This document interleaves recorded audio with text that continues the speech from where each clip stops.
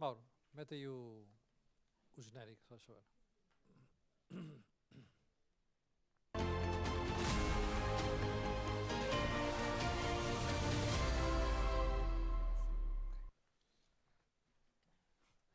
Podemos começar. Ora, seja bem-vindo a mais uma edição do Corporate Talks. O Corporate Talks, como sabe, é um programa que nós inventamos, literalmente inventamos, para levar literacia financeira, com um particular destaque para as pequenas e médias empresas. Ora, para podermos fazer este trabalho, que tem estado a circular pelas pela esmagadora maioria das capitais distrito do país, nós temos vários parceiros. Olha, está ali o António Melo Campelo, do Blucrau, aqui o Fernando Amaral, da Sendis Alidata, e temos também o José Pedro Farinha, da Betocnet. E depois temos aqui o Gonçalo... Ou é António? Não, é Gonçalo. Estou a brincar. Isto é uma piada porque no último programa que nós fizemos eu troquei o nome, chamei António em vez de chamar Gonçalo. Gonçalo Regalado, que é o tipo que vocês deviam conhecer porque é o que manda no crédito do Banco Comercial Português. Ok? Do Mirei no BCP. Ora bem... o que é que estamos aqui a fazer hoje? Estamos a tentar e atenção, agora sim. Vamos tentar perceber como é que se financia uma empresa, com particular destaque para aspectos como capital próprio versus capital alheio, mas é Pedro Farinha, CAPEX, gestão operacional e por aí adiante. Ora bem, antes de irmos ao programa, eu quero só lembrar que nós fazemos sempre no formato habitual, e hoje é um bocado diferente, porque estamos a fazer este Corporate Talks no Investors Day da Blucrau. O programa muda um bocadinho. Mas nós temos sempre um convidado que introduz o tema, e hoje temos connosco o Virgílio Macedo, que é o bastonário da OTOC. Perdão. Virgílio, já agora peço desculpa, nós temos de ter começado o programa um bocadinho mais cedo, e acabámos de atrasar um bocado precisamente para poder acomodar a chegada do Virgílio, que chegou agora mesmo de viagem. Virgílio, vamos a isto então. Muito bem. Está a gravar? Agora sim. Muito bem. Obrigado. Em primeiro lugar, queria obviamente agradecer ao José Pedro Farinha, em nome da Ordem dos Serviços Oficiais de Conta, o convite para participar nesta sessão sobre como financiar as empresas. Cumprimentar os restantes membros do painel, cumprimentar o Frederico Lourenço como moderador, que tem feito um trabalho enorme em prol da literacia económico-financeira dos portugueses, através do seu podcast. E relativamente ao financiamento das empresas, este é um tema relevante e que, obviamente, também a esse nível traduz um pouco a debilidade das nossas empresas e da nossa economia.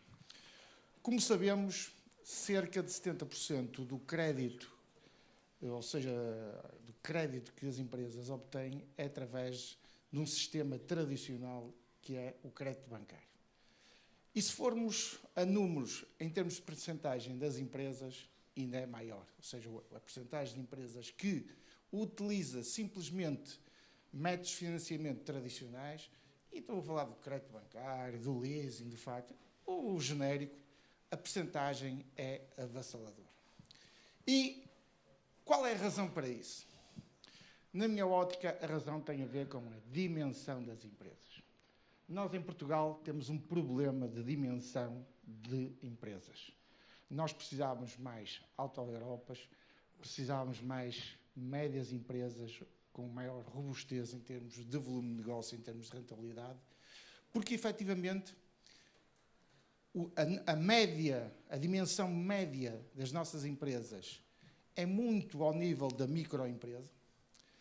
As médias empresas são pequenas empresas e, nesse sentido, muitas vezes acabam por não ter massa crítica para ver oportunidades de financiamento diferentes das tradicionais.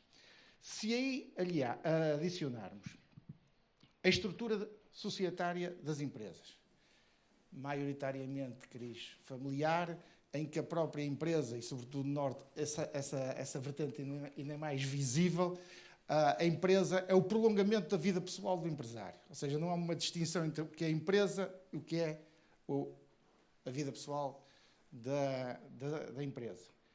Se aí acrescentarmos também um enorme desconhecimento, uma enorme falta de literacia financeira relativamente aos produtos disponíveis hoje em dia, temos todo um conjunto de fatores que leva a que a esmagadora maioria das empresas recorram só a instrumentos tradicionais. Felizmente, essa realidade está a mudar nos últimos tempos. Sente-se que está a mudar. Lentamente, não com a rapidez que todos gostaríamos, mas está ligeiramente a mudar. E está a mudar porquê? Porque está a mudar os empresários e estão a mudar os negócios. E, portanto, nesse sentido, também hoje, a resposta ao nível das fontes de financiamento tem que ser completamente diferente da resposta tradicional que era no passado. E se no passado fontes de financiamento como o private equity, o crowdfunding, outras situações dessas, eram situações atípicas que se ouvia de vez em quando, hoje já são muito presentes, sobretudo no private equity. As empresas de fundos de investimento têm sido muito incisivas relativamente a essa matéria, estão muito presentes no mercado, sente-se, tanto a nível de aquisição da maioria do capital das empresas para sua reorganização, sua capitalização e venda posterior, ou seja, já com uma visão diferente do negócio. O empresário tradicional português quer a empresa para toda a vida, cria a empresa e a empresa é um projeto de vida. Quando estamos a falar de negócios profissionais, o que é que eu quero? Quero criar um negócio, criar valor e vender a empresa. Ou seja, não estou a dizer novidade nenhuma, qualquer empresário nos Estados Unidos o que quer é vender o mais rapidamente o negócio depois da sua criação. E criar outro negócio e vendê-lo e assim sucessivamente.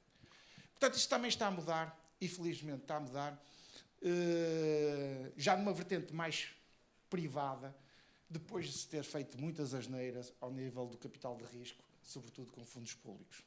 Ou seja, no passado utilizou-se capital de risco de forma indevida, em que os investimentos não eram analisados do ponto de vista economicista, mas eram analisados de outro ponto de vista político, em que não era capital de risco, porque ali não havia risco nenhum, o dinheiro já estava perdido, antes de lá ser investido. E nesse sentido, foi na maior parte das vezes, um prolongar da vida das empresas, 2 ou 3 meses, meio ano, 1 ano. Também em algumas situações pegava-se no dinheiro público e mitigava-se a exposição da banca comercial, uma pequena parte, ali para bem, ali do nosso amigo. Mas, sobretudo, essa utilização indevida de capital de risco com fundos públicos deu mau nome ao capital de risco.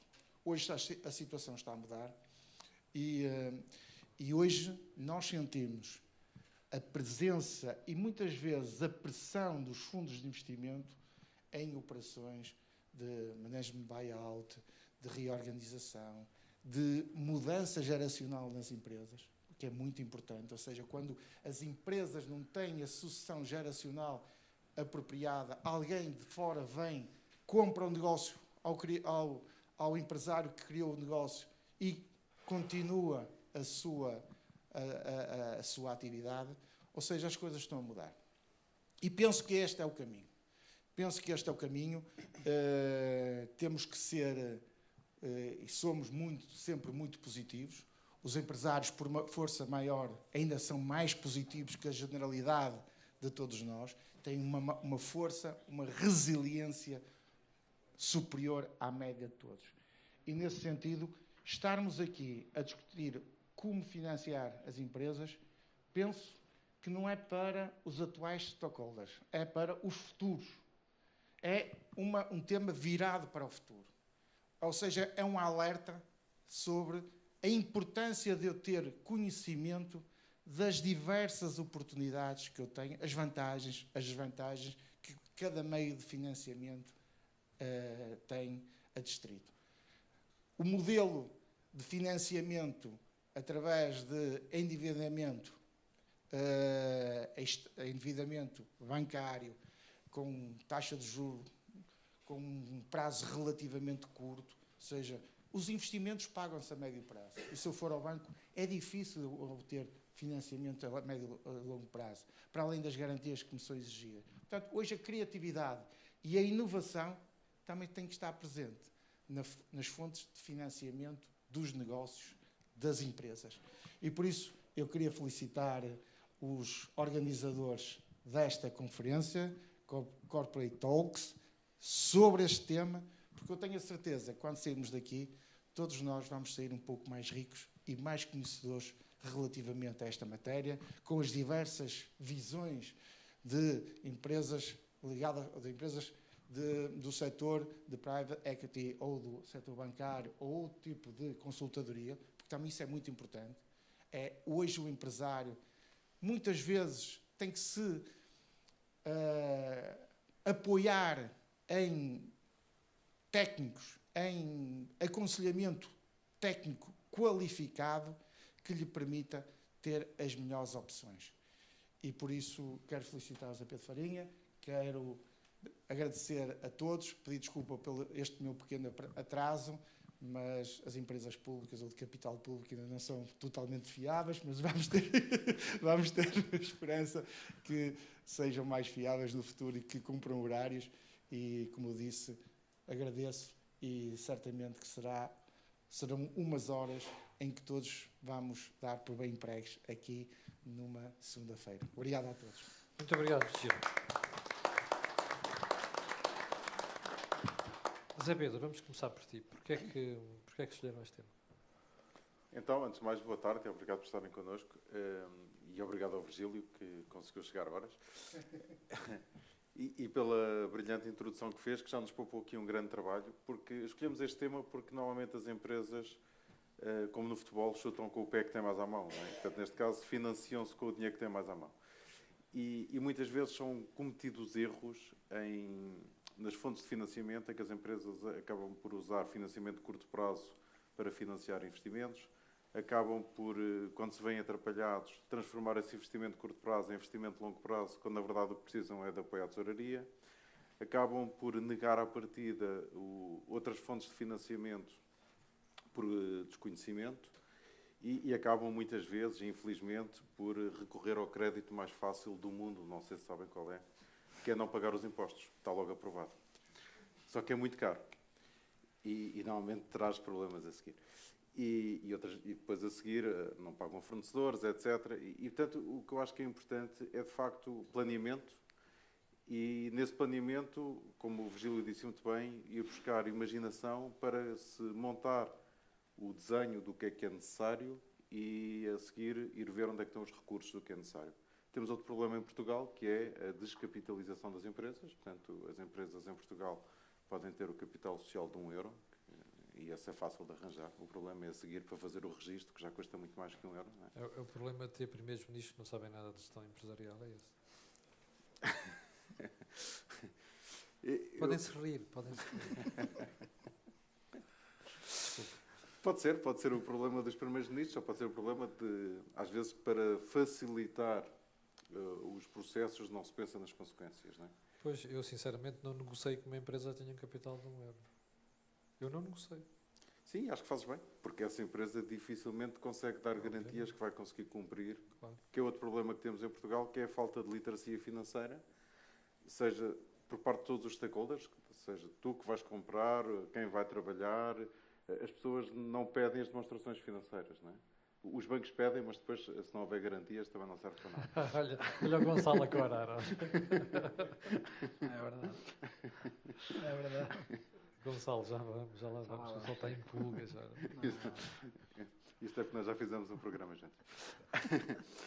Mas, na verdade, eu acho que o motivo do programa é muito esse. É as pessoas ficarem alerta para a importância de planear e prever o que é que vai acontecer no futuro, como é que vão investir e como é que vão ter o retorno desse investimento para cumprir também com as fontes de financiamento, não é? E tirar a maximização do capital. Gonçalo, os planos de negócios esbarram nas garantias? É isso? Bem, antes de tudo, muito boa tarde a todos. Dar-vos parabéns ao José Pedro Farinha, ao Camilo, ao Virgílio, ao Fernando e ao António. Dizer que também é um gosto para nós na Millennium BCP estar aqui no Investors Day da Bluecrow e que vemos com muito boa parceria esta lógica que é necessária cada vez mais entre o capital e a dívida. E o nosso objetivo não é ter empresas endividadas e carregadas de crédito e de juros e de comissões, como se fôssemos uma espécie de sanguessugas do sistema. Não é nada disso. Nós, para financiar projetos, financiamos e empresas, precisamos de 4 coisas que são essenciais e que já partilhámos também com o Camilo várias vezes. Primeiro, precisamos de bons promotores, bons empresários, bons fundadores, boas famílias, como dizia há bocadinho o Virgílio, bons empreendedores, que não têm idade, nem têm estatuto, têm intensidade, e acho que é isso que nós precisamos. Segundo, precisamos de bons projetos. Não é de bons planos de negócios, nem bons Excels. Eu não sou diretor de crédito, ele a primeira vez batizou-me por António, hoje diz que eu sou diretor de crédito, eu só sou Gonçalo e diretor de marketing. O que não é comunicação também. Mas clarificando, o que é que me diz o meu diretor de crédito, que é muito conhecedor, um homem com 55 anos, muitíssimo batido da vida bancária e empresarial, nunca vi uma imparidade com um plano de negócios que tenha dado negativo no Excel que mandaram. Portanto, e também diz, nunca vi uma imparidade aqui de um crédito que eu recusei. Portanto, são duas missas que ele nos vai partilhando e que nós vamos, muitas vezes, também disputando com ele, porque dentro dos bancos também há enorme disputa entre as equipas de marketing e comercial e as equipas de risco. Mas depois o que precisamos é de planos de negócios que sejam reais e que sejam, sobretudo, defensivos e conservadores. Porque acho que nós, quando estamos a entrar numa jornada de um investimento, numa etapa desta dimensão, temos que ser conservadores e temos de ter o plano A, o plano B, o plano C, e que esse planeamento tem que ser bastante estabilizado. Depois, e antes das garantias, que eu já explico qual é que é a nossa posição sobre as garantias. Depois, a terceira coisa que nós precisamos é que estes planos de negócio tenham ou produto ou mercado. Ou seja, que tenham realidade naquilo que é a sua criação de cash flow. Nós conseguimos que as empresas tenham prosperidade com base em liquidez.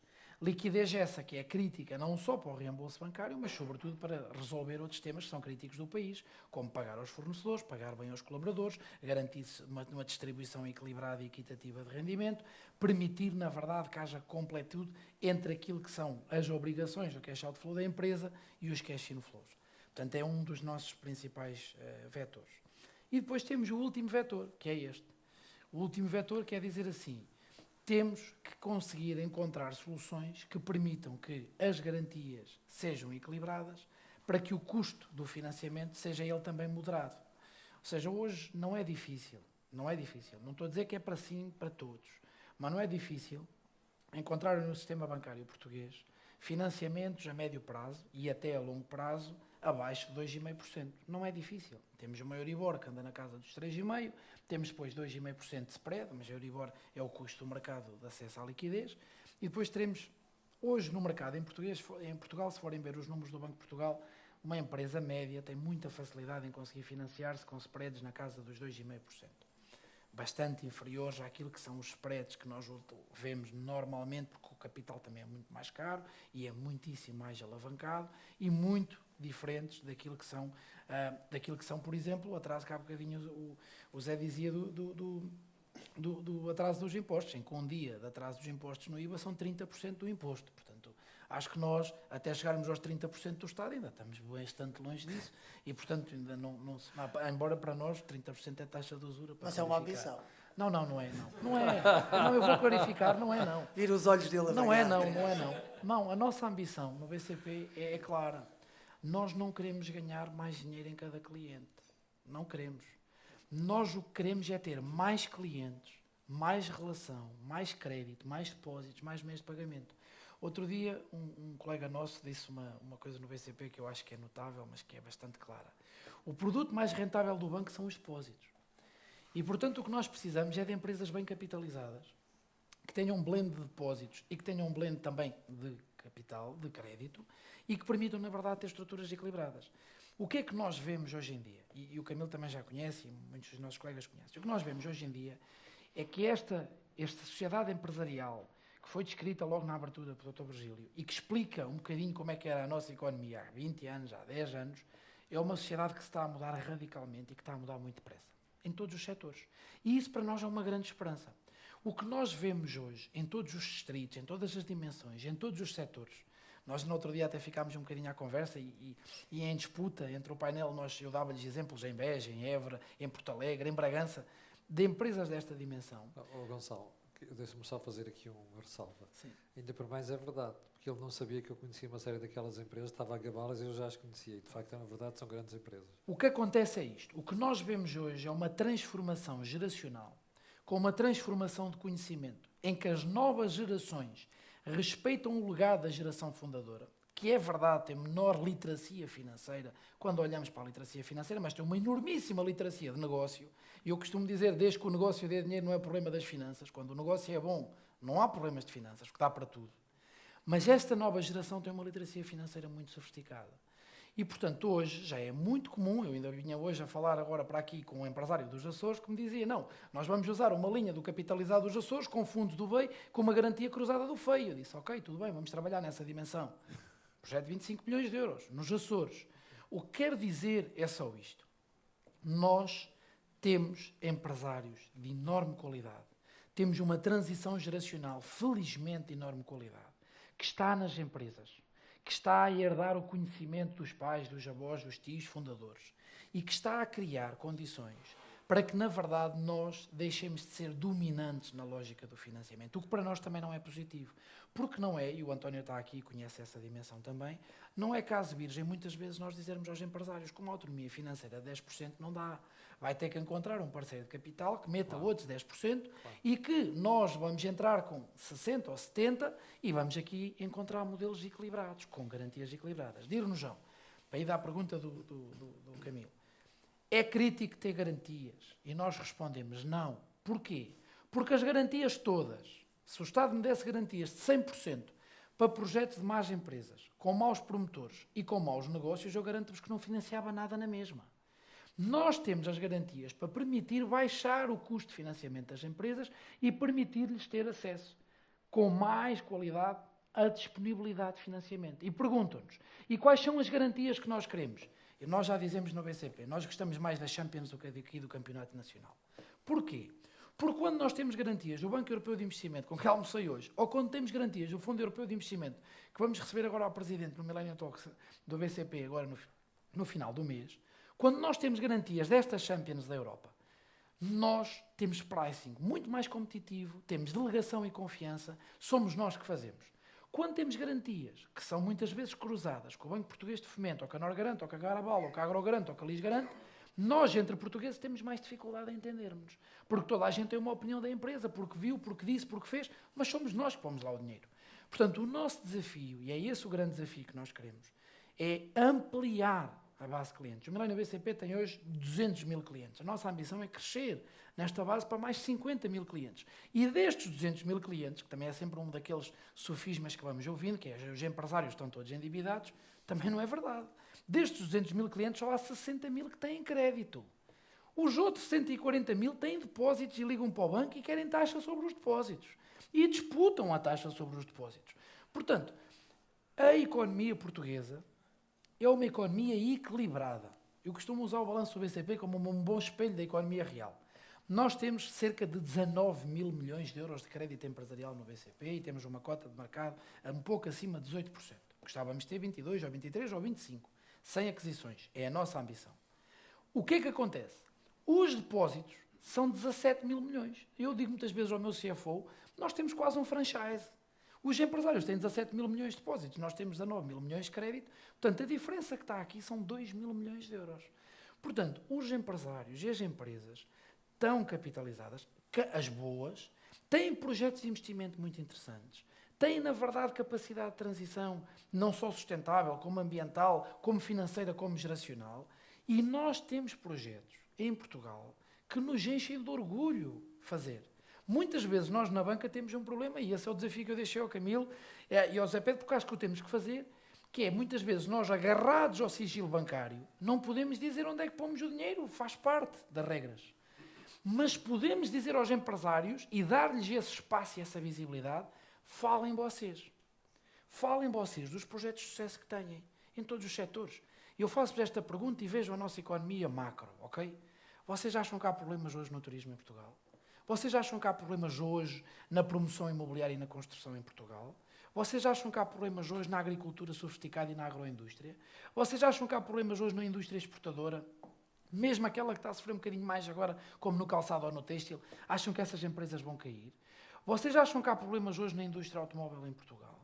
Vocês acham que há problemas hoje na indústria de investimento direto estrangeiro em Portugal? Se pensarem assim, não há problemas em nenhuma destas áreas. Nós temos uma indústria, uma agricultura e serviços de elevado valor, onde, na verdade, os estrangeiros não só investem, como investem para ficar. Vejam a imprensa, vejam a informação pública dos últimos 2, 3 anos e vejam a quantidade de headlines que foi assim. A empresa fechou, a empresa despediu, a empresa saiu.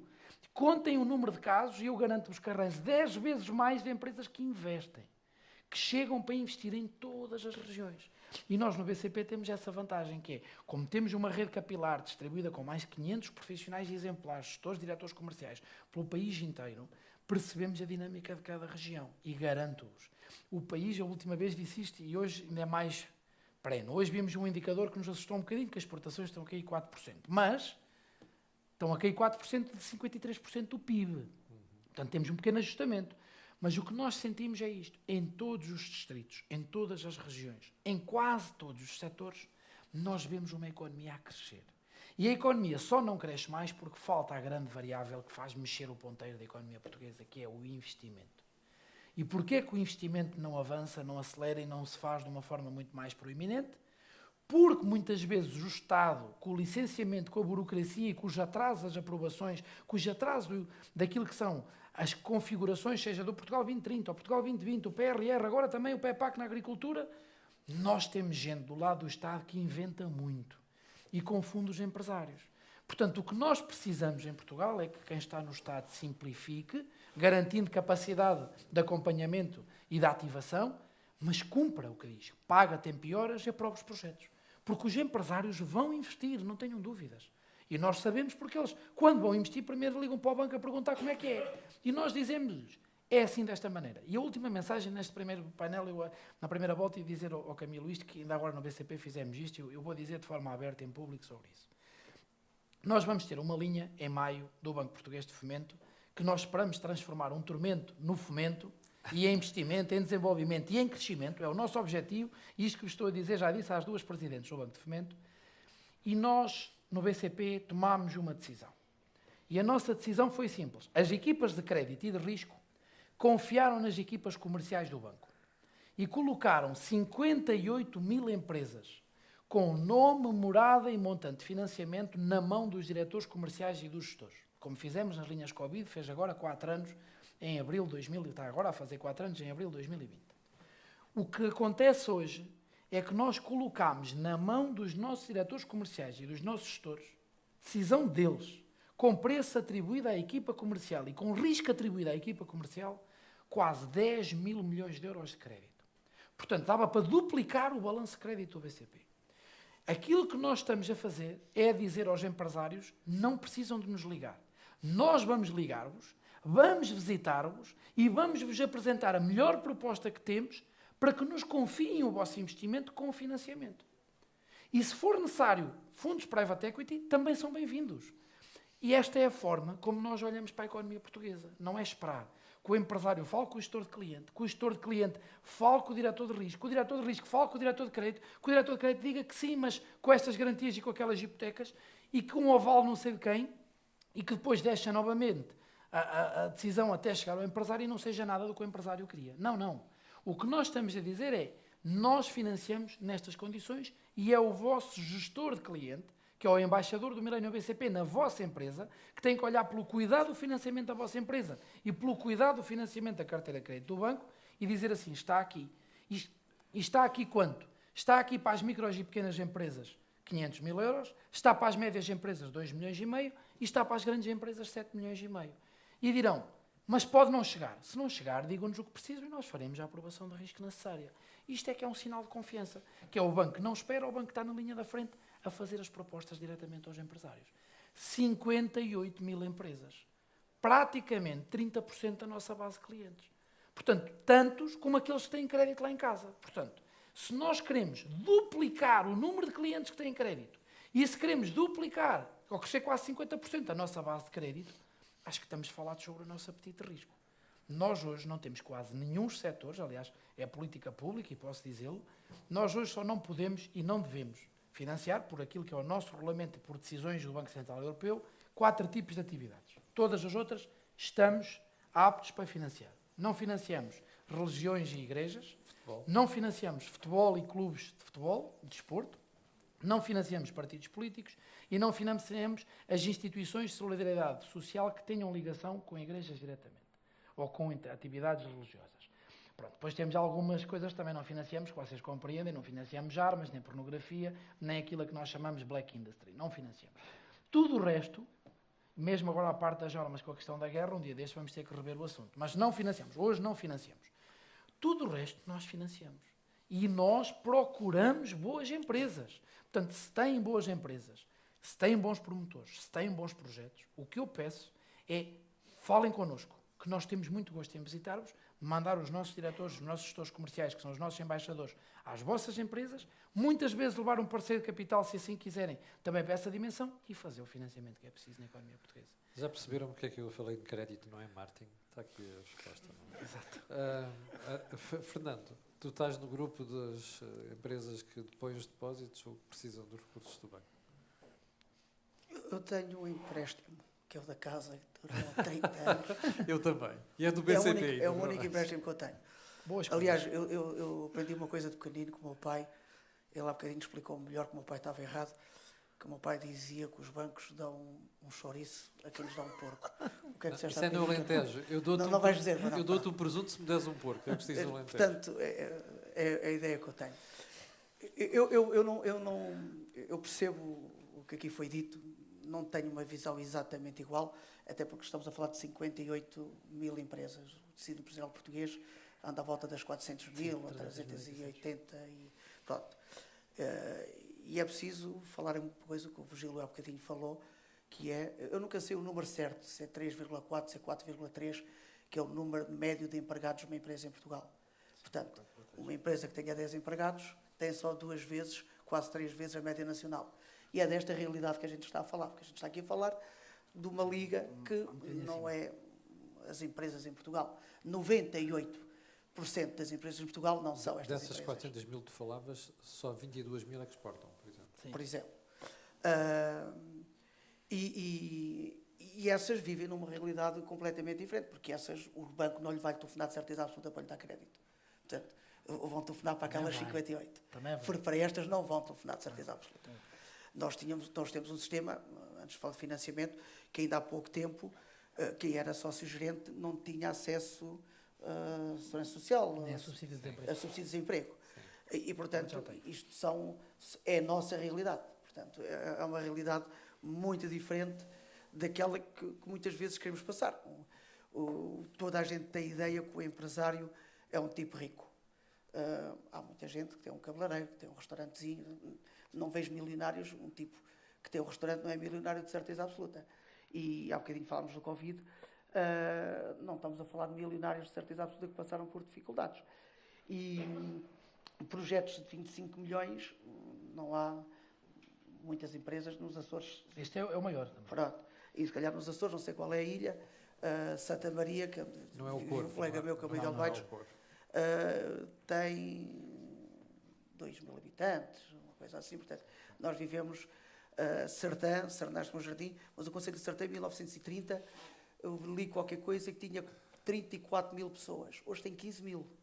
Portanto, nós, se tivermos o país, se fosse possível que as pessoas todas saltassem ao mesmo tempo, à mesma altura, desviavam o planeta de órbita.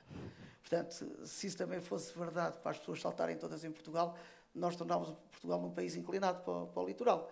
E a realidade, nós temos clientes nos distritos todos, nas regiões autónomas todas, em Portugal. E a realidade é completamente diferente. Uma realidade de uma empresa em Castelo Branco não é a mesma realidade de uma empresa em Lisboa. Acho que a zona com maior densidade populacional no interior do país, do qual está excluído Viseu, que não é considerado interior do país, é a zona do Covilhã e de Fundão. Mais que Porto Alegre, mais que Beja. E, portanto, estas realidades, diz que se fez a A23 e estas coisas todas para chegar mais depressa. Não, foi para as pessoas fugirem mais depressa do interior para o litoral, porque assim vem muito mais rápido. Que eu me lembro quando apanhava a carreira, ainda não havia expressos, agora a internet e tudo, demorava 5 horas numa coisa que eu não vou dizer agora quanto tempo é que se demora, mas vamos dizer que uma hora e 40, é melhor. isso normalmente. E quando a caminhonete de tal carreira não avariava. O Fernando tem uma coleção impressionante de multas de trânsito, só para que conste. Não, eu tenho carta moçambicana, que é diferente. Não digas isso em público. Não, mas é verdade, mas é perfeita. Tenho e porque tenho que ter, porque eu passo uma parte significativa do meu tempo em Moçambique e há um protocolo entre Portugal e Moçambique que nós não podemos conduzir em Moçambique, para que isto fique gravado e explicado, porque há muita gente que chega a Angola e Moçambique e vai a uma escola de condução tirar uma carta angolana, que não foi aquilo que eu fiz aquilo que a lei diz que é para fazer. Nós não podemos conduzir em Moçambique com carta portuguesa. E, portanto, vai-se ao consulado, entrega-se carta portuguesa e passa-nos um papel para ir a uma coisa equivalente à direção de aviação cá e dão-nos uma carta moçambicana. E, portanto, passamos Também a não ter regras. precisa de mudar de banco. É o Millennium BCP, lá é o Millennium BIM. É tudo igual. Não tem Exatamente. Com uma a mesma cor e diferençazinha, tudo. a Lá taxa paga um bocadinho lá, a taxa um sim, bocadinho mais. 25, 28, É, os verticais lá 30%, é Não, uma questão de percentagens. vírgulas. É. Mas é assim, mas olha, lá não se queixa, aqui pode-se queixar, que é 10 vezes menos. É diferente. Pois. Mas lá temos o mesmo problema que temos cá, que é o mercado informal, que é as pequeninas empresas que representam os mesmos 98, 97%. Nós temos empresas lá que faturam milhões e que ainda utilizam o maior ERP do mundo, o maior software de gestão do mundo, que é o Excel. Portanto, que é o software mais utilizado em muito destes países, destas geografias. E, portanto, eu partilho desta opinião, mas de uma forma um bocadinho mais moderada, porque se a gente falar destas grandes empresas, realmente é esta realidade. E médias. Sim. Uma média cá, uma pequenina nos Estados Unidos. Que é uma média cá, por exemplo, tinha ali o Virgílio, que é uma média cá nos Estados Unidos. É pequeno. Eu trabalhei 20 anos na Capgemini e, na altura, a Capgemini tinha 3.000 empregados, qualquer coisa assim dos géneros, nos Estados Unidos. Era considerada uma empresazinha de vão de escada nos Estados Unidos. Uma empresa cá com 3.000 empregados tem alguma dimensão. E, portanto, as realidades aplicadas à geografia são sempre muito, muito diferentes. E, portanto, quando a gente fala desta questão dos investimentos, há aqui uma coisa, só para não estar a repetir o que os outros já falaram, porque isto ser o terceiro e o quarto, ele ainda está em pior situação do que eu. É difícil de acrescentar alguma coisa de novo, mas é a questão da priorização para onde é que vai o dinheiro que se pede, que às vezes a dificuldade é precisamente aqui que ela está, que não é conseguir o empréstimo, é onde é que ele se vai aplicar, como é que se vai aplicar. Dizia-se que o Alentejo havia uma altura que era o único sítio do mundo onde se plantavam girassóis e nasciam jipes. Portanto, houve muito financiamento, penso que andavam uns carros durante a noite a transportar animais de um lado para o outro, para fazer contagens, havia umas histórias, umas fábulas assim. E, portanto, às vezes a questão do investimento não é propriamente a questão do investimento, é como é que se investe, como é que se prioriza, onde é que se vai meter o dinheiro, e aqui também entra a parte da literacia financeira, o que é que cada um de nós acha importante, porque a gente estou a falar no Jeep, mas para mim um Jeep pode ser uma coisa importante. Eu já meti 3 depósitos de gasolina num carro num dia. Portanto, para um tipo que anda de um lado para o outro, o carro é importante. Agora, se eu quiser ter um carro só para ir a um casamento, há aqui um restaurante que eu costumo ir ali a Queijas, que o dono do restaurante diz que há um indivíduo que costuma lá ir almoçar, que em 3 dias diferentes vai lá com 3 carros diferentes, com Porsche, com Ferrari e com Lamborghini. Que são carros alugados que ele leva para reuniões. E, portanto, este Portugal ainda existe. Portanto, e eu só estou a falar nisto para fazer um bocadinho de contraponto, para não falarmos todos da mesma coisa. Este Portugal, em menor escala, ambos falaram, ambos os três, como diziam os políticos, ambos falaram nisto. Esta também é uma realidade que a gente tem, que a gente é policial, mas que nós temos que enfrentar, que é, eu há pouco tempo ouvi num banco em Leiria dizer que tinham aprovado um crédito para um cliente, tudo aprovadinho, e que hoje em dia não é fácil, seja lá qual for o banco, e no dia que o senhor, o empresário, ia lá para assinar os papéis do empréstimo, apareceu no Diário de Leiria uma notícia a dizer que a empresa estava falida. Portanto, ainda se conseguem produzir alguns mapas e alguma informação, como os contabilistas. Nós confiamos. Mas confiamos. Mas os bancos, eu sei que todos nós sabemos a forma como os bancos confiam. Confiamos. Sim, todos nós, toda a gente na sala sabe que qualquer banco confia em nós. Aliás, a gente está a entrar E eles já me estão a dizer quanto é que quer. Todos nós sabemos isso. Eu às vezes nem quero e até me telefonam. Eu evito ir a bancos porque sai de lá cheio de dinheiro. Tenho dificuldade. Nós gostamos de receber bons clientes, seja para depósito, seja para crédito. É assim, a única forma de nós fazer negócio é de ir visitar os clientes ou deles virem ao banco. O que eu sei é, com clientes que nós não visitamos e que não visitam o banco, nós não fazemos negócio. Eu garanto-vos, na vossa empresa deve ser igual, não é?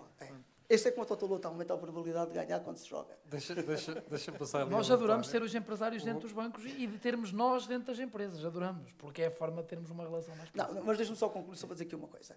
Eu estou a brincar um bocadinho, mas obviamente que a banca é extremamente importante e é necessário. Portanto, o que eu queria fazer só aqui é um bocadinho de contraforça à ideia, porque ele falou da Liga dos Campeões. Isto é como o campeonato, hoje não é bom falar de futebol, há muita gente aí que o azia, mas uma coisa é o Sporting, o Benfica e o Porto, e foi disto que ele esteve a falar, e a outra coisa é o resto do campeonato português. E a maior parte das empresas são exatamente isto, porque não venham dizer que se disputa o campeonato em igualdade, porque quando os orçamentos não são iguais, é impossível haver igualdade, são dimensões completamente diferentes. António, tu estás do outro lado. Não é banca, fundos, private equity e uma forma diferente de financiar as empresas. Sim, o nosso papel é diferente. Antes de mais, obrigado pela introdução.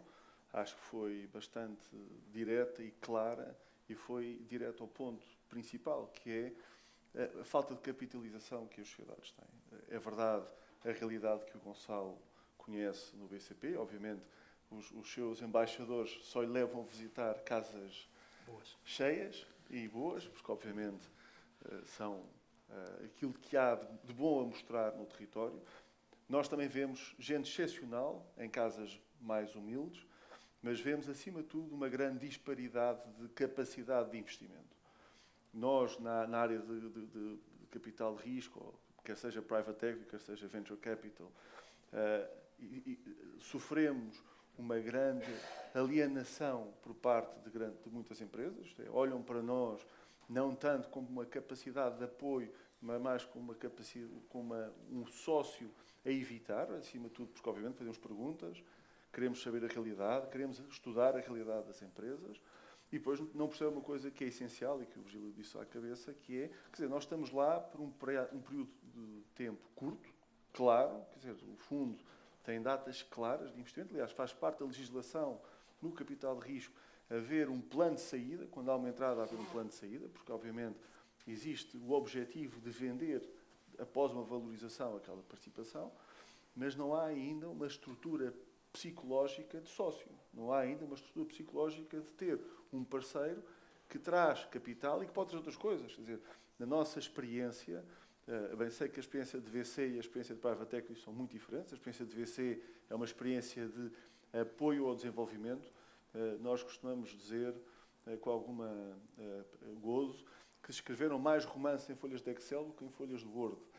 E vemos muito isso. Quer dizer, a primeira pedra que é construída é sempre uma pedra muito mais sofrida e há muito menos gente a querer meter lá o dinheiro, meter lá tempo, meter lá o seu investimento. E por isso essa é a função de um fundo de venture capital, é apoiar uma ideia. Não é? E aí é mais fácil no fundo entrar, porque não há mais ninguém a entrar.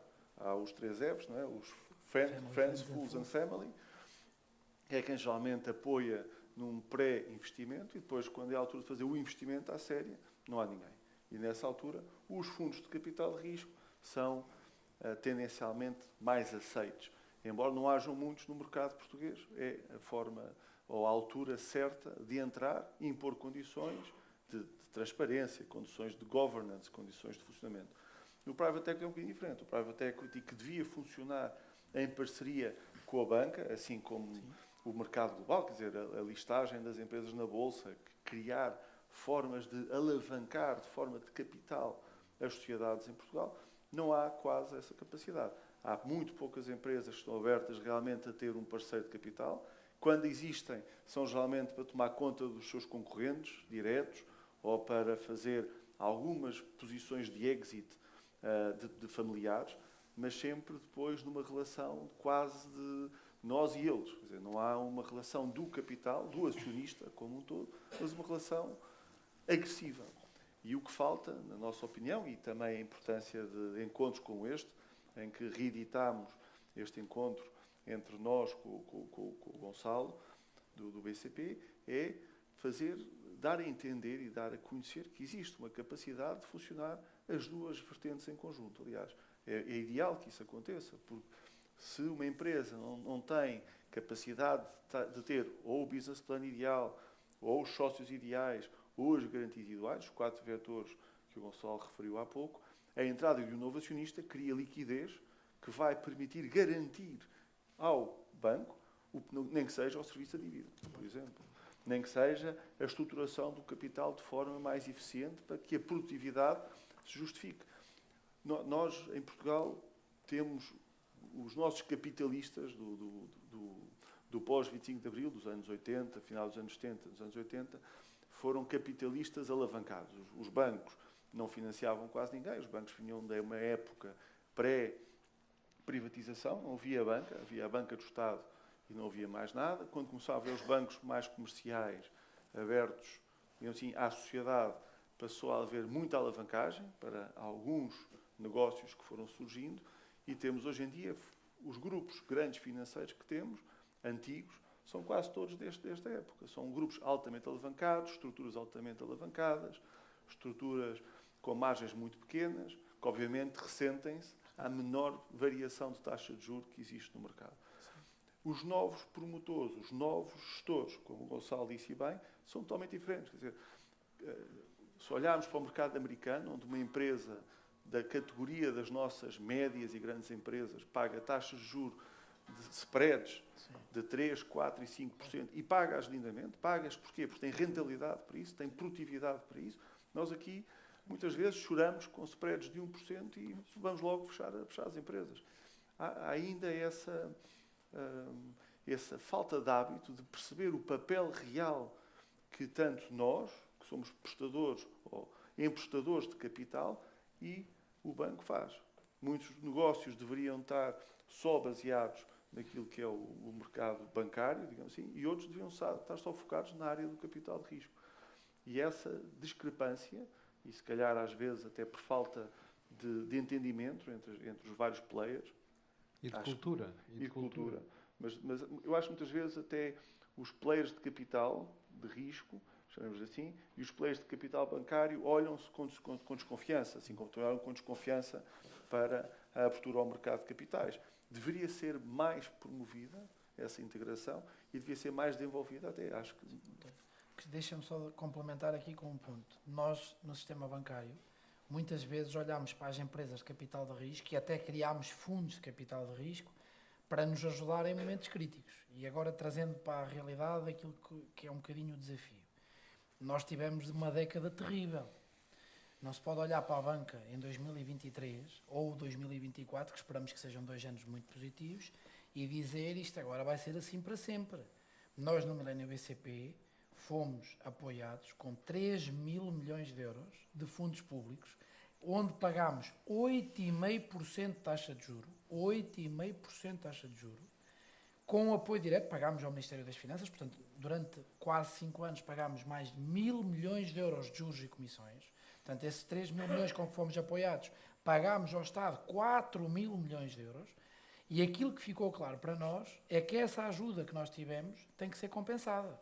Portanto, o que os portugueses e os contribuintes fizeram para com o BCP não sai da memória de ninguém no Millennium BCP. Nós só no ano passado, em 2022, no final do ano passado, 2022, é que nós restituímos o corte salarial que fizemos a muitos colaboradores no BCP. Os diretores chegaram a ter cortes salariais quase 30%, os colaboradores de base chegaram a ter cortes salariais na casa dos 10%. Essa história não está esquecida.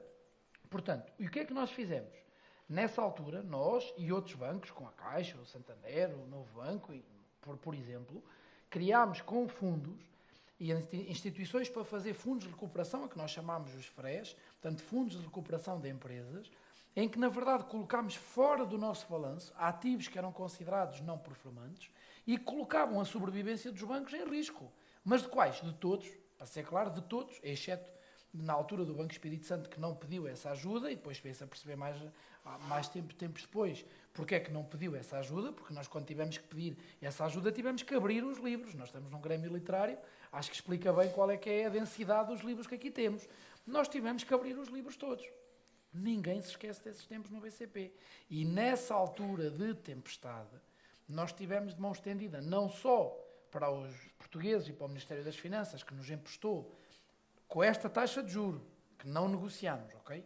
Que nos emprestou no tempo da Troika esta dimensão, como tivemos com várias equipas de private equity mais densificadas na altura da reabilitação e da reestruturação de ativos imobiliários, foi sobretudo nessa dimensão que nós trabalhámos, e que ainda há pouco mais de um ano e meio nós ainda estávamos a vender ativos de portfólios de imobiliário, não foi por acaso, que os bancos em Portugal ficaram quase proibidos de fazer financiamento imobiliário, à promoção imobiliária, à construção, porque nós tínhamos, efetivamente, cada um dos bancos, portfólios de imobiliário duríssimos de explicar. Portanto, esses erros que nós cometemos, todos, porque muitas vezes nós temos uma expressão no BCP que é o que faz o veneno é a dose. Pronto, o que faz o veneno é a dose. E nós temos pago muitas vezes algum veneno, português e estrangeiro, que na verdade as ideias são boas, mas depois a dose foi de tal forma que nós ficamos com o veneno nas mãos. Quando nós entramos com crédito numa empresa, além de nós querermos, este apoio que o António aqui aponta, de termos capital, que é capital de risco, mas para mim é capital de conhecimento, que é capital de mercado, que é capital de gestão, que é capital de governance, que é capital institucional. Nós o que estamos à procura é de parceiros que façam bem feito os projetos. Porque nós, quando entramos com crédito, obviamente não somos acionistas, mas somos parceiros. Se correr mal, nós também corre mal para nós.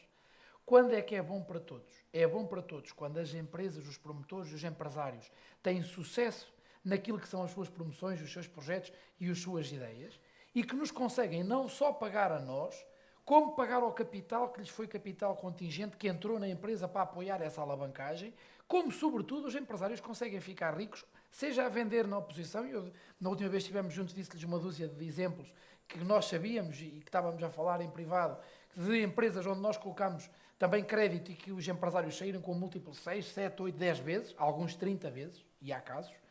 E, portanto, nós temos muito orgulho nisso. Porquê? Porque o empresário nunca mais se vai esquecer disso.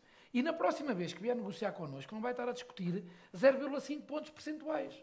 Porque a nossa taxa, hoje, anda entre os 0,7, 0,8 e os 3, 3,5%, 4%. Não passa daí. Portanto, nós só não queremos é que os empresários digam eu quero um parceiro e preciso discutir com o banco a taxa mais baixa. Esse não é o nosso posicionamento. Quando os empresários nos dizem a nós vocês não conseguem fazer este crédito porque vocês têm mais 20 básicos, ou mais 30, ou mais 40, ou até mais 50 do que o vosso concorrente, nós somos muito claros e fazemos sempre uma pergunta. E a pergunta traz sempre a mesma resposta. Mas nesse negócio que está a empreender, a sua estratégia de negócio é o mais barato do mercado em Portugal, na Ibéria, na Europa e no estrangeiro? É isso? Essa é a proposta? É que se essa é a proposta, diga-nos que a gente não quer fazer crédito. E todos eles nos dizem, não, nós vamos ganhar dinheiro. Então eu disse, então se vocês querem ganhar dinheiro, nós também temos de ter o custo certo do nosso capital, o custo certo do nosso financiamento. E muitas vezes, como podem imaginar, o BCP é uma estrutura com dimensão. Nós somos o maior banco português, até em número de colaboradores, em número de sucursais, em conhecimento, e obviamente com uma estrutura que nós queremos, bem paga, bem capitalizada, conhecedora, experiente, temos que ser também a equipa mais cara do mercado. Mas isto é como tudo. Quando queremos ter os melhores consultores, as melhores empresas de tecnologia, os melhores contabilistas, os melhores revisores, a regra é ter os melhores e o mais barato não é uma política. O melhor private equity não é o mais barato. Eu costumo dizer que o mais barato normalmente há de ser o da média baixa, porque está a afinar o seu pricing com o seu serviço. António, não é o mais barato. Não é de certeza. Nós não. Não. Comparado connosco é 5 vezes e os clientes acham barato. É isso que eu estou a dizer. Não diria que são 5 vezes, mas calhar até mais. Pronto, e que seja, porque também correm muito mais risco. O objetivo é diferente. Claro que é. O objetivo é diferente. A nossa função é uma função muito mais ativa que o banco. A nossa função envolve um acompanhamento à equipa de gestão. Obviamente, o foco principal, eu penso que foi o Gil que disse, é obviamente a equipa, não é? Quem é que são as equipas? Tem que ser equipas coesas, capazes, tecnicamente capazes daquilo que querem empreender. E e depois temos que adicionar, e às vezes falta, capacidade de gestão. Não é? E muitas vezes, Mas quando era aí olhamos... era aí que eu queria chegar. O que se nota muitas vezes nestes investimentos, porque as ideias existem, são boas. O problema depois é a capacidade de executar. Nós temos 3 problemas grandes. O principal é o capital, obviamente. Sim. Acho que todos nós aqui conhecemos o difícil que é trazer uma pessoa para investir no mercado de ações. Ainda hoje se usa o termo jogar na Bolsa, que é um tema que me tira do sério, porque eu comecei a minha vida na Bolsa, com alguns dos que aqui estão. E é um tema que magoa, porque realmente só se joga na Bolsa quem realmente não percebe o que é que lá está a fazer e não tem capacidade de entregar a quem sabe o que está a fazer o seu capital. E por isso, se não conseguem jogar na Bolsa, também não conseguem, de certeza, investir em fundos de capital de risco. E por isso, obviamente, a descapitalização vem de dois lados. Vem do próprio promotor, que muitas vezes não tem essa capacidade, e vem do mercado como um todo, que não, havendo poupança, havendo recursos, e existem muitos recursos na nossa economia, eles estão todos aplicados, e aí sou contra a aplicação em depósito a prazo, estão todos aplicados a curto prazo, obviamente nas empresas de uma forma diferente, porque obviamente as empresas têm que ter capacidade de reciclar esses investimentos, esses investimentos de poupança, em novos investimentos de geração de capital, mas também a capacidade que falta no nosso país de pegar nesse capital e investir em risco. E o risco não é o desconhecido, o risco é perceber aquilo que se está a fazer. Quando alguém investe numa empresa e sabe o que é que aquela empresa está a fazer, não corre riscos, porque já sabe qual é que é o esperado da empresa. Há um esperado positivo, um esperado mediano e um esperado mau. E quando sabe qual é que é a expectativa, não há risco. Há um jogo de expectativas. Esse é o primeiro problema, falta de capital. O segundo problema que existe também é um mercado pequeno. E nós realmente temos um mercado pequeno, mas temos gente excepcional no mercado pequeno. E muitas vezes falta aquilo que, se calhar, devia ser a função de um governo, a promoção dessa exceção, dessa excepcionalidade para fora. Aquilo que nós vemos hoje em dia é setores e empresas que têm grandes dependências estatais, altamente improdutivas, altamente deficitárias, a todos os níveis, desde produtividade até ao capital, que são mantidas vivas por mero decreto. Quer dizer, hoje em dia não existe, não deveria existir este tipo de negócios. E depois, por último, obviamente, é a gestão.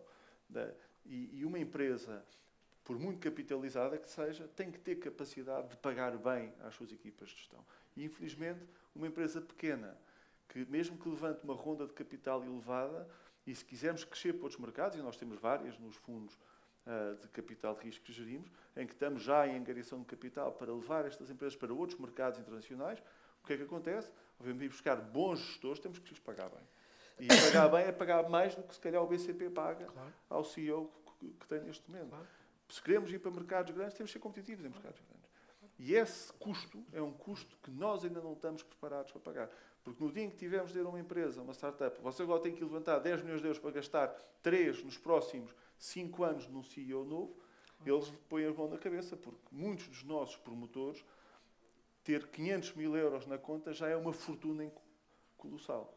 E esquecem-se que a realidade do nosso país é totalmente diferente da realidade da Europa e da realidade do mundo. Quer dizer, e por isso, o objetivo das empresas deveria ser, obviamente, reinar no mercado nacional, mas preparar-se sempre para ir para o mercado internacional. António, a manchete do Financial Times hoje trazia a disparidade de salários entre os gestores do mercado americano e o do mercado inglês. E apesar de ser mercados mais sofisticados do que o nosso, o receio neste momento é que os brains, os cérebros, estejam a fugir do Reino Unido para os Estados Unidos precisamente por causa da diferença de pagamento. Sim, e de remuneração. Esse choque é muito acentuado, principalmente nas indústrias tecnológicas. As indústrias tecnológicas são grandes empresas de geração de grande desigualdade social. Mas vocês não sentem isso aqui? Por exemplo, nestas novas áreas, a necessidade de contratar gente? Não, nós ainda estamos no inverso. Nós ainda estamos na capacidade de trazer gente portuguesa que foi para fora emigrar e que regressa com salários bastante mais elevados. Estão a conseguir fazer isso? Em alguns casos, sim. Temos, inclusive, neste momento, estamos a contratar a fazer uma ronda de expansão de capital numa das nossas participadas para contratar uma equipa de 3 executivos em meio fim de carreira na América, da indústria da tecnologia, para se envolverem lá. Obviamente, É gente que vem a pedir, estes três quadros, vêm de posições onde ganham 2 milhões, 3 milhões de dólares por ano. Quer dizer, nós aqui não temos esse tipo de salário.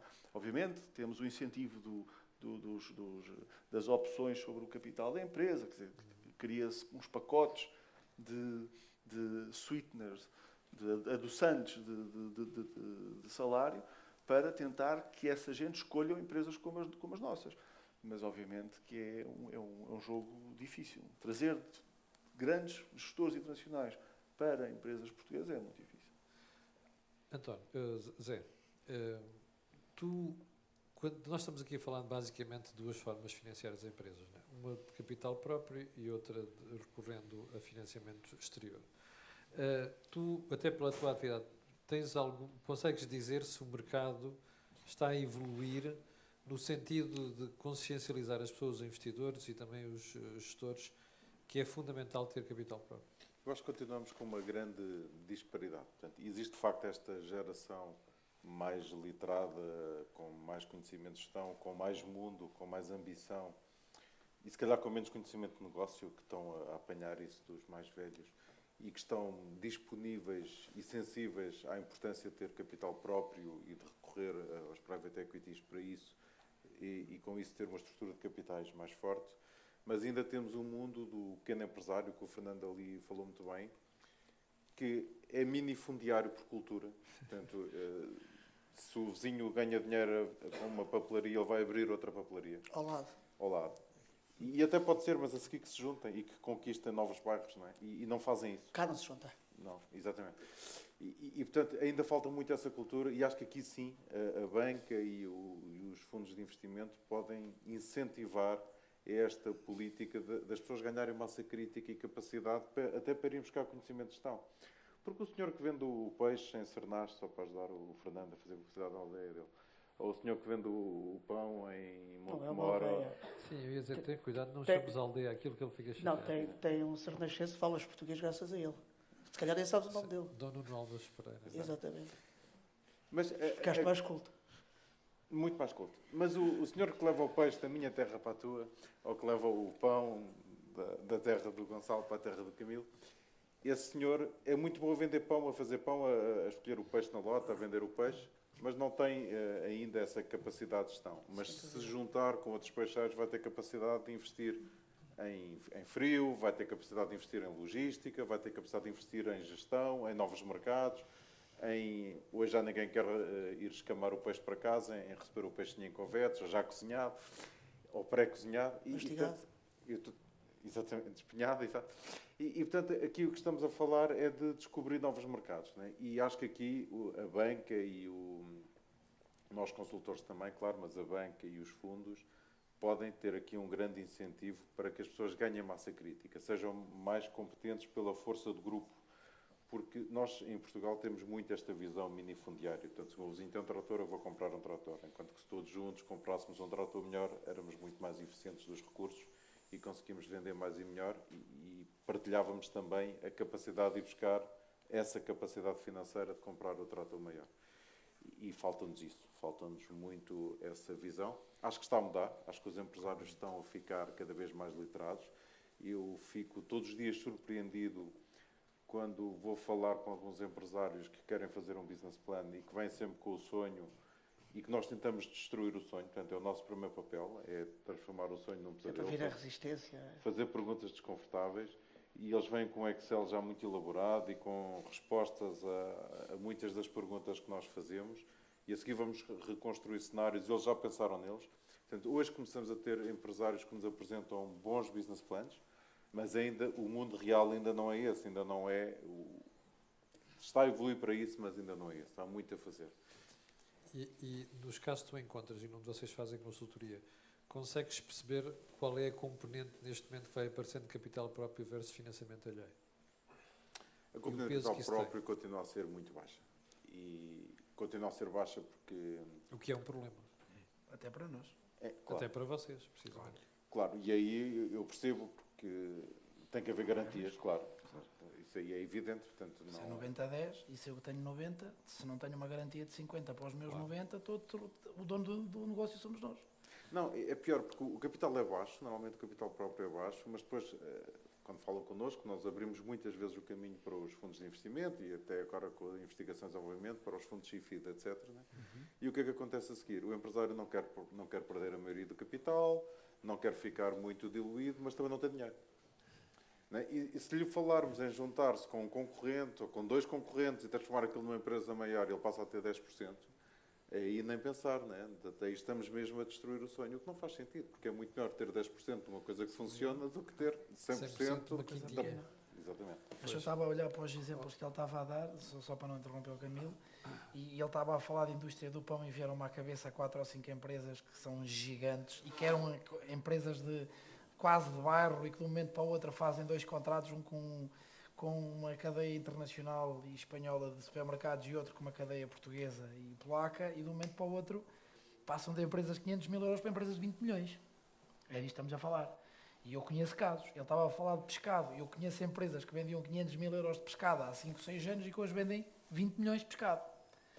E, portanto, vamos lá ver. Isto para não falar dos exemplos do bacalhau, porque esses não são empresas, já são conglomerados internacionais, ok? Estou a falar de pescado.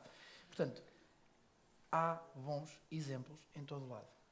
E a ambição tem que ser trazida com realidade. Mas que é possível multiplicar, eu garanto-vos. Gonçalo, mas nós não devíamos estar a acelerar essa transformação. O que a sensação que me dá, que muitas vezes, é que o Estado dificulta essa velocidade. Eu costumo dizer que a fórmula é fácil. É 3 Cs a somar, 3 Is a somar e 1 E a dividir. Eu vou tentar explicar de uma forma matemática para nós que somos de gestão sem Excel. Os 3 Cs a somar são um bocadinho aqueles que falou ali o nosso ilustre António. Primeiro C é capital. Não há projetos sem capital. Claro. Não há conversa. Não há projetos sem capital. Tem que haver capital. Pode ser pouco, pode ser muito, mas tem que haver capital. O segundo, não é crédito, ok? O primeiro C, eu não vou falar de crédito. Capital próprio. Capital próprio das empresas. O segundo C é conhecimento. Pode-lhe chamar gestão, pode-lhe chamar a capacidade operacional dos empresários, pode-lhe chamar a capacidade transformadora dos colaboradores. É conhecimento. E esse é absolutamente fundamental.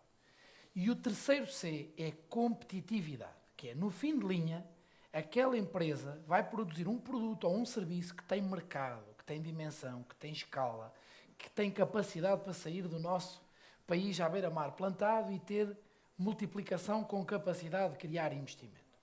Estes 3 Cs, capital com conhecimento e com competitividade, criam boas empresas.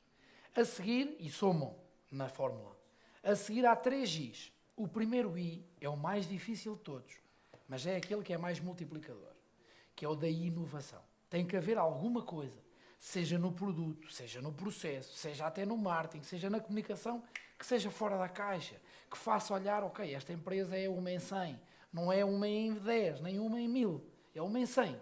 Pronto. Com 1 em 100 a gente já consegue ver, está aqui uma coisa que é diferenciadora. O segundo I, que é fundamental, é que tenha internacionalização. Na lógica, não é internacionalização desta que estava a desenhar o António, que é ir para lá e montar uma subsidiária, uma sucursal, ou montar uma nova unidade, primeiro começamos por Espanha, depois para a Europa e depois já lá vamos ao resto. Não, é vender para fora, é conseguir vender para gente que paga noutra moeda. Quando saímos do euro já é ótimo, porque já não estamos só no espaço de conforto da Europa, já aparecem dólares. Às vezes até aparecem aqui, por exemplo, outro dia vi uma empresa, também falávamos outro dia, conseguiu vender para a Nigéria, conseguiu vender para a Venezuela, que era um mercado difícil, e me pagaram. Portanto, estamos a falar de sítios fora do espectro normal. E depois tem um último I, que para nós é muito, muito importante. É que tenha capacidade para ter investimento. Ou seja, que apareça ou sócios, ou concorrentes, ou parceiros, ou capital de risco, ou private equity, que digam, nós vamos investir aqui. Porque com estes 3 Cs, capital, conhecimento e capacidade competitiva, e depois com estes 3 Is, que é inovação, internacionalização e capacidade de investimento, a coisa funciona. O que é que vai dividir isto tudo? E divide mesmo por muito. É pôr um E, que é do Estado. Se estiverem à espera do Estado, só vai dar problemas. E eu vou dizer isto Deixa-me só hoje. O PRR, os primeiras 10 empresas, quantas privadas é que aparecem? São todas do Estado. Mas também quem parte e reparte e não fica lugar, que a melhor parte, não tem arte, não é? Em 13º lugar aparece a primeira privada, certo, que é a Infrasec. É verdade. Sim, mas chamar a privada é fácil, é que também é um desafio. Mas eu não Pois posso é falar isso. sobre isso. Não, é essa que eu estou a dizer. É isso que eu muita estou a dizer. criatividade. muita Sim, criatividade. eu estou a dizer isto porque é que Mas é privado. eu vou dizer um exemplo que ainda hoje de manhã na nossa reunião de direção eu partilhava com os meus colegas. Nós trabalhamos com o Estado, não somos o banco líder do Estado, até porque mal seria quando o Estado tem um Caixas banco usar o de nosso depósitos. banco, não é? Portanto, mas nós queremos ser um banco mais forte no Estado, ok? Eu também quero trabalhar melhor com o Estado, acho que há muito boas empresas e organizações do Estado, bem geridas, com alguns profissionais de qualidade e nós temos que olhar para essa dimensão. Mas porquê é que eu digo que as empresas que dependem do Estado estão sempre a sofrer? Porque aquilo que nós vemos é que as empresas caem por dois motivos. O primeiro motivo é a liquidez. Tesouraria. Liquidez pura, tesouraria, falta de dinheiro. É sempre. Falta de dinheiro para pagar salários, para pagar impostos, para pagar fornecedores. Há quebras na produção, há quebras Mas na ouvimos, relação. ouvimos a televisão a dizer, mas nós temos muitas encomendas. Não, exato, mas isso não chega para nós. Nós precisamos é que eles tenham muito Claro. dinheiro. Pronto, mas com encomendas de empresas com algum dinheiro, nós também resolvemos que a gente chega lá e faz soluções de facto quando estamos confortáveis com essa E dimensão. confirma. Confirmem que é mais para pagar, portanto aí temos mais dificuldade. Mas o grande desafio é esse. O primeiro desafio é a liquidez. E é a liquidez que faz abanar a sustentabilidade das empresas. O segundo desafio é a estratégia. Porque muitas vezes empresas muito líquidas e com capacidade e com investimento, quando lhes falta a estratégia, também caem. Mas este é mais fácil de resolver que a liquidez. O que nós sabemos é que todas as empresas que nos aparecem e dizem o nosso cliente é o Estado vão sofrer do primeiro problema. O segundo até se pode resolver, mas o primeiro vão sofrer. Porque apesar de estar escrito em toda a lei que é 90 dias para receberem, muitas vezes é 90 vezes 10. E isto é um problema. E também é um problema para nós. Porquê? Porque, e está aqui o Dr. Virgílio que conhece estas leis, quando as empresas têm cash flows que dizem que vão receber a 90 dias e não recebem a 90, nem recebem nos próximos 90, que são 180, nós no banco vamos ter que dizer está aqui um crédito em risco e uma imparidade futura. E quando isto acontece, nós temos que entrar numa coisa horrorosa, mas que agora no Covid já toda a gente sabe o que é, que são as quarentenas. Que é assim, durante 2 anos nem mais um tostão. E o que é que vai acontecer? A empresa estava à espera de receber 90 dias, não recebeu nem a 90 nem a 180, tem que entrar numa quarentena de 2 anos, nós não podemos ir lá pôr mais dinheiro, e nós temos que marcar esta empresa a dizer esta é uma empresa que vai ter dificuldades de tesouraria e nós não podemos emprestar mais dinheiro. E ainda tem que pagar o IVA. Claro, mas o IVA já pagou há 6 meses atrás quando faturou, porque isso o IVA de caixa é só para 500 mil euros. Ao cliente que não lhe pagou. Ao cliente que não pagou e que é o Estado. Não sei se estão a perceber como é que isto funciona. Portanto, o que nós aqui temos para dizer é simples. As empresas que querem vender para o Estado têm que saber bem o que é que vão cobrar ao Estado e têm que ter bolsos, fundos para aguentar muito tempo.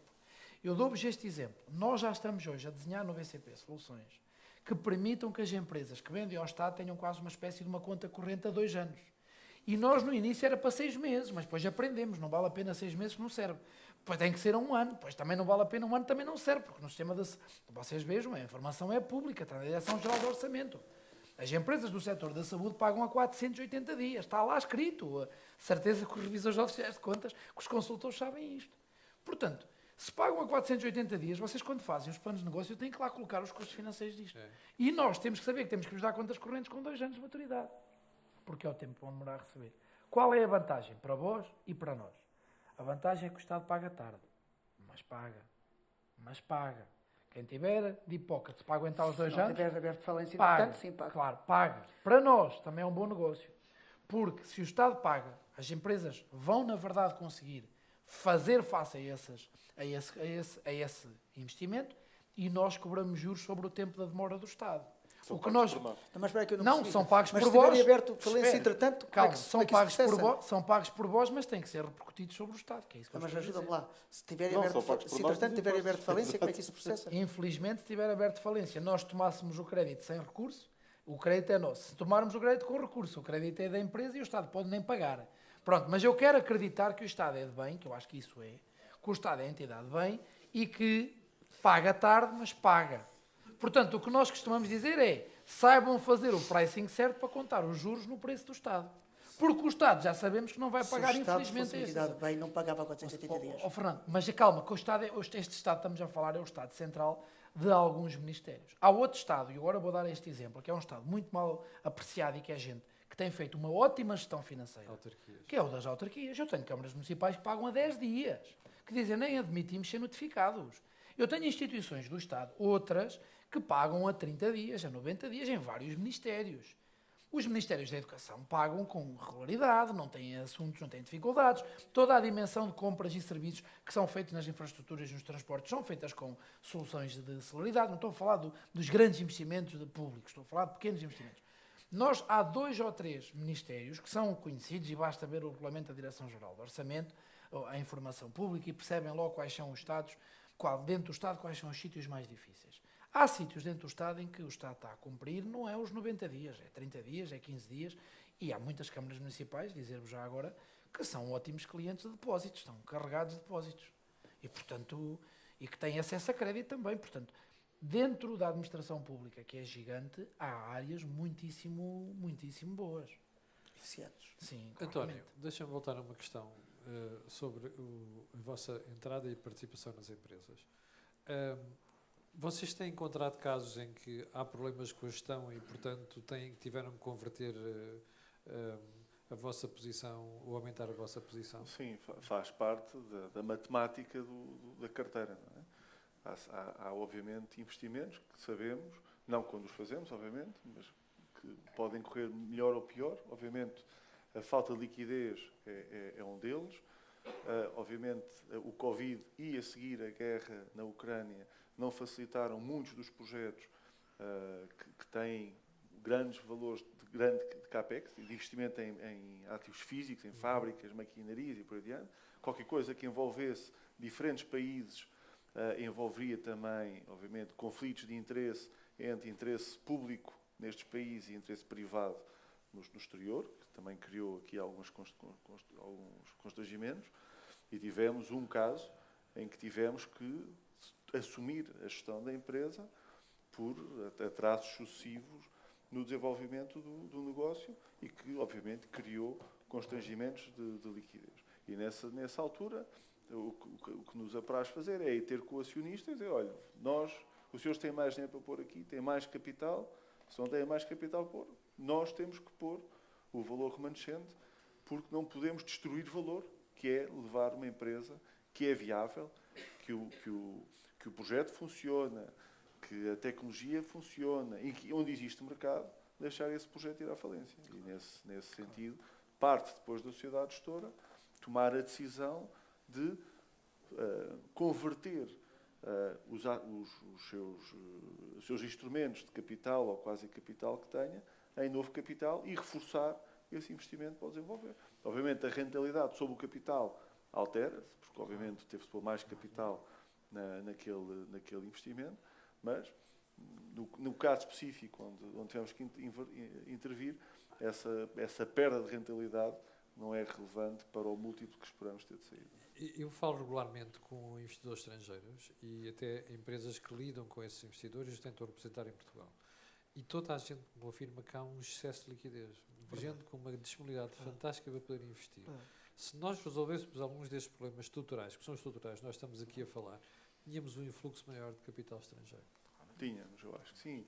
Nós temos alguns fundos que têm investidores estrangeiros. Aliás, na sala lá está a haver uma Assembleia Geral de um fundo de investidores de capital estrangeiro. Tivemos vários dos investidores vieram a Portugal para participar neste evento e participar na Assembleia Geral ao vivo. Há outros que estão em teleconferência. E aquilo que nós vemos é um contínuo investimento cá. Quer dizer, quando se desmistifica todo o conceito de que investir em Portugal é a mesma coisa do que investir, se calhar, num país que não há regulação, onde são só criminosos, a República das Bananas, há, obviamente, um grande fluxo de capital e de interesse em investir cá. Aliás, eu diria que nós, neste fundo, pagamos dividendos anuais e 30% a 40% do valor dos dividendos é reinvestido no país ou em fundos que estão a investir no país. E por isso, obviamente, é para nós muitíssimo positivo ver essa indicação. Fernando, alguma vez pensaste, tu és dono do grupo Sandys Alidata, alguma vez pensaste em abrir o capital a este tipo de investidores? Todas as empresas tecnológicas em Portugal já foram abordadas, não deve haver nenhuma virgem. Sim, mas e qual é a tua posição? A minha posição, eu não sou um bom exemplo porque sou uma pessoa traumatizada. Então, Eu trabalhei 40 anos por conta de outrem, numa multinacional, e ainda tenho pesadelos durante a noite, dá corda à meia da noite e, portanto, como sou uma pessoa traumatizada, olho para isso de uma forma diferente. Mas ali o António não tem ar de papão. Mas esses é que são os perigosos. Quando tem assim um bom ar, esses é que são os perigosos. Não, há um exemplo, toda a gente conhece a Mercedes, é uma referência mundial na indústria automóvel. E depois há uma empresazita que tem meia dúzia de anos, apareceu aí, que é a Google. O que é que vale mais, a Google ou a Mercedes? É Google, obviamente. Mas de longe. Não sei quantas Mercedes é que vale a Google. Não, todos os dias somos confrontados com situações e é isto que estamos aqui a falar. Portanto, para aumentar o potencial da empresa, para aumentar as vendas, para internacionalizar. Temos feito, no nosso caso em particular, o nosso caminho, mas nunca... vai haver sempre um papão, há de haver um dia... vai aparecer um tal tipo com bom aspecto. Zé Pedro, como é que se pode convencer? Eu gostava de comentar este trauma do Fernando, porque é um trauma transversal à maioria dos nossos clientes. Né? Portanto, todos têm medo que os... Não, mas deixa-me só dizer uma coisa. Eu já disse isto em alguns eventos. Eu tipifico o empresário português, porque eu tenho o problema dos 2 cheques, que é chegar ao valor da empresa é relativamente simples. Portanto, a gente olha para um balancete, uma estação de resultados, uma coisa qualquer, há de chegar a um valor. Mas depois há um outro valor que é o valor sentimental. É o tal valor da família, é o tal valor do meu investimento pessoal, do que é que eu investi.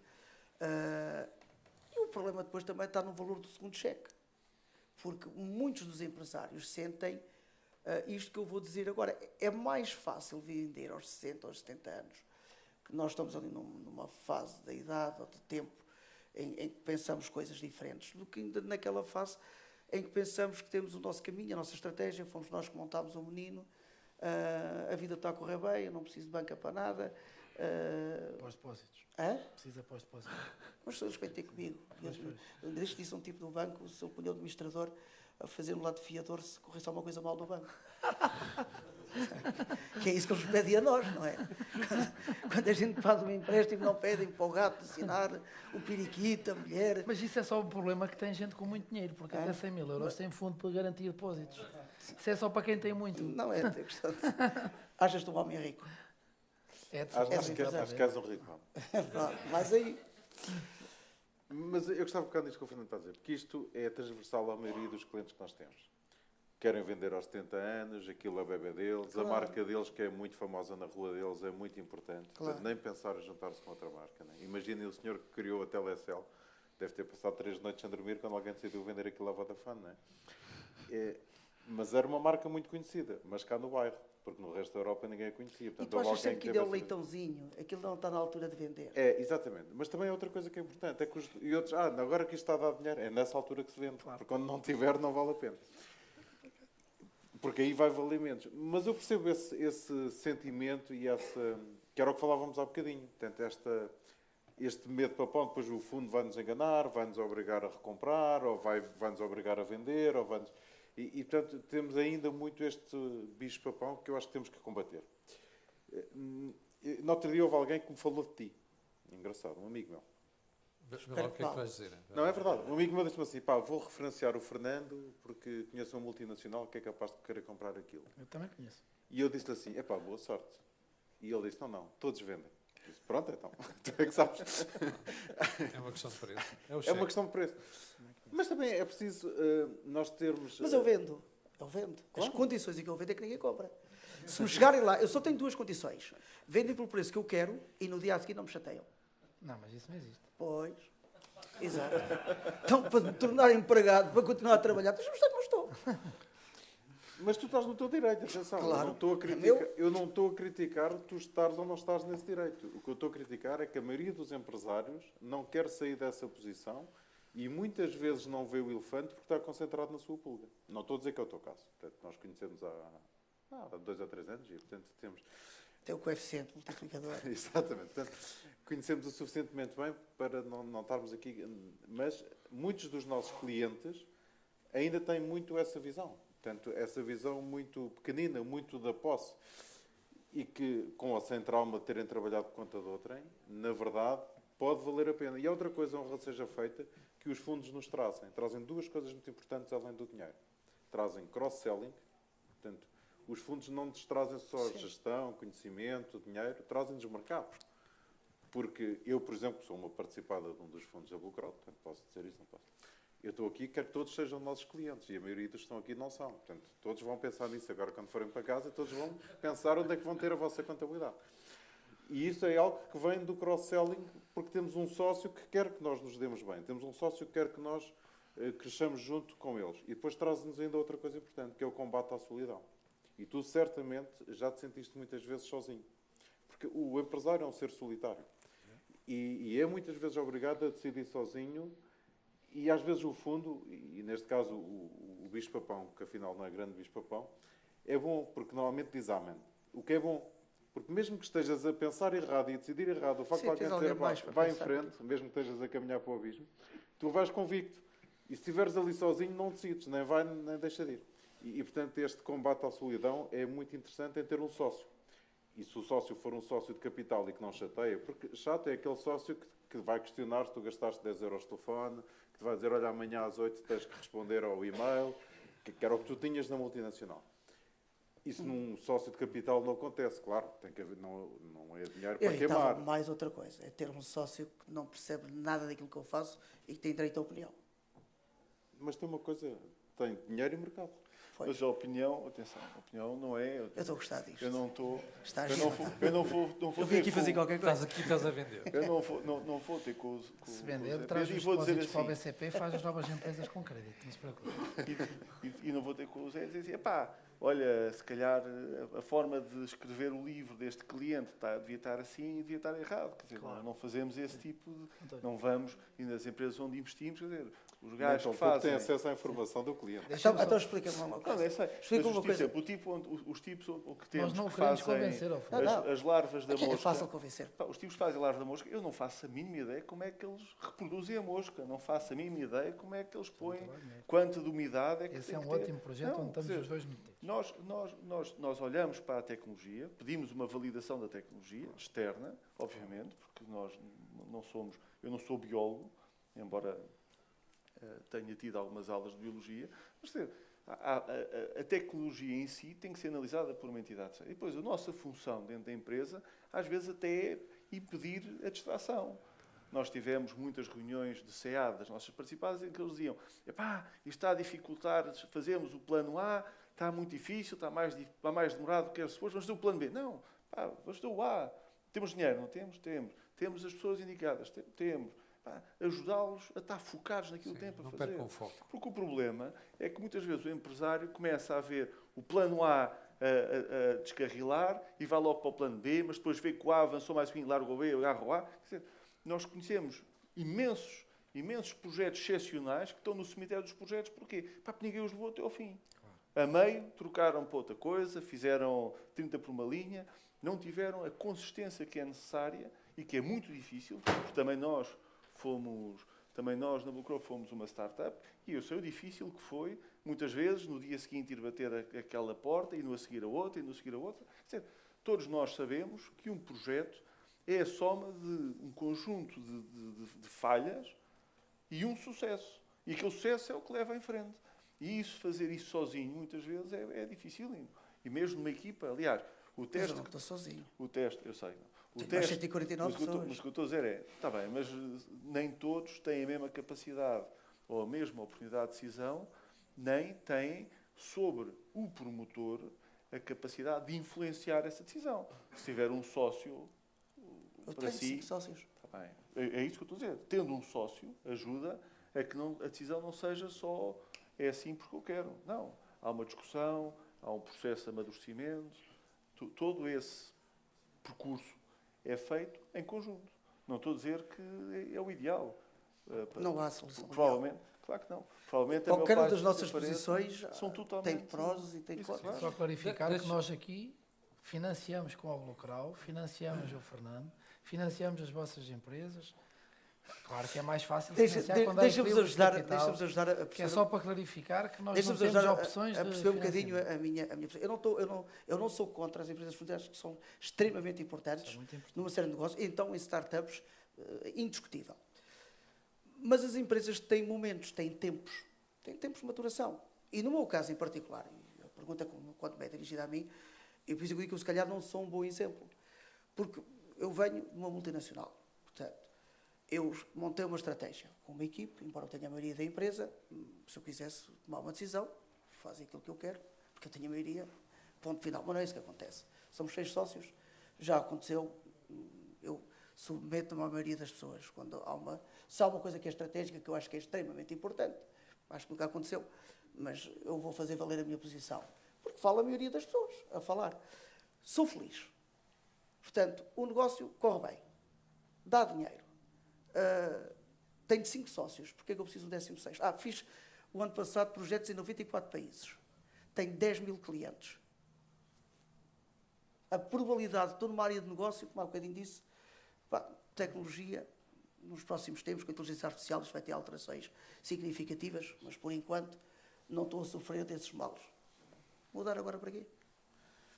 Bom, deixem-me perguntar se alguém na plateia tem alguma questão para colocar a estes senhores. Eu tenho ali a Bárbara com o microfone e, portanto, estejam à vontade. Eu peço é que sejam breves, porque nós já vamos com quase 1h30 de Corporate Talk.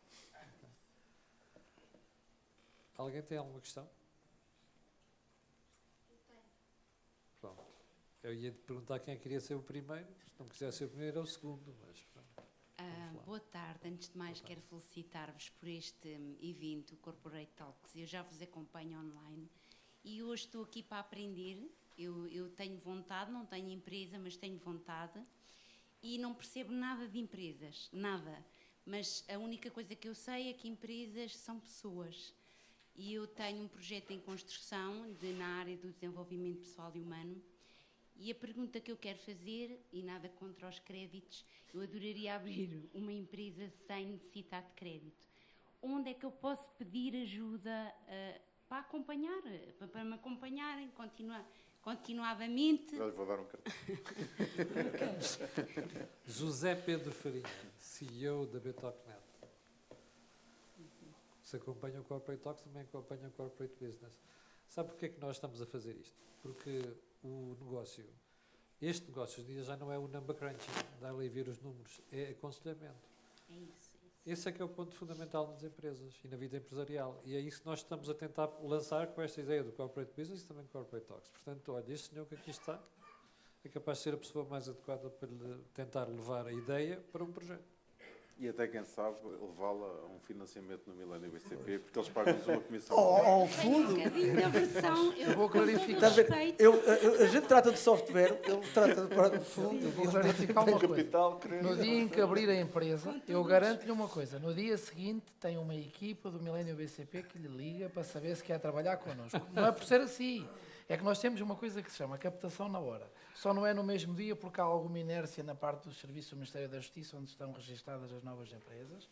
Mas nós temos uma rotina montada com as nossas equipas para ligar a todos os novos empreendedores. Claro que no início não vamos oferecer ao cliente logo crédito, mas vamos lhe oferecer todos os principais movimentos, meios de pagamento, acesso ao site e o que precisa basicamente para poder respirar como empresária, que é ter acesso à tesouraria. Está bem? Aquela parte do conhecimento, como referiu o Gonçalo há bocado, aquilo dava uma aula. O Gonçalo disse há bocado, dava uma aula, literalmente. É uma súmula do que é que a gente tem que fazer para ter sucesso nas empresas. E nunca se esqueça da parte do conhecimento. Eu, por acaso, acho que isto de desenvolvimento pessoal é uma coisa que pode ter um potencial grande de crescimento nos próximos tempos. Muitas áreas. Eu também sinto isso. Acho que nas empresas, já agora gostava de perguntar se vocês, enquanto empresários, se não sentem necessidade de haver um gabinete de bem-estar nas vossas empresas para os vossos Nós colaboradores. temos. Nós temos. Nós temos. Hoje em dia as Porque- equipes, nós estamos aqui a falar de capital. Sim. Mas o capital mais difícil ainda de gerir é São o as humano, pessoas. são as pessoas. Sim. E nos próximos tempos ainda mais difícil vai ser. Eu sinto isso porque eu sou diretora técnica de uma estrutura residencial para idosos. E eu sinto isso. É a parte mais desafiante, é gerir mulheres. mulheres. Por acaso nunca tinha ouvido isso. José Pedro Farinha, É tens um muito bom difícil. desafio e estás lá. Não, eu estava a pensar na Eu música dos trago 4 e alguma meia. Não, bagagem, eu há uma coisa que eu trago gosto de alguma ouvir. bagagem nesse aspecto. Eu gosto, uma coisa que gosto de ouvir uma senhora dizer, que é mais fácil trabalhar com homens. Já ouvi muitas senhoras dizer isto, não sei porquê. Eu acho que o meio termo, eu não sou fundamentalista no sentido de as mulheres é que são boas, os homens é que são bons, mas acho que o meio termo. São diferentes. E- Se quisermos um trabalho mais focado, mais orientado, uma mulher é melhor que um homem. As regras geral. Isto não é... Se quisermos uma coisa mais de equipe, de criar pontes, se calhar há homens que conseguem ver isso de forma mais fácil, mais natural. Agora, quando é uma coisa que é para... É aquilo...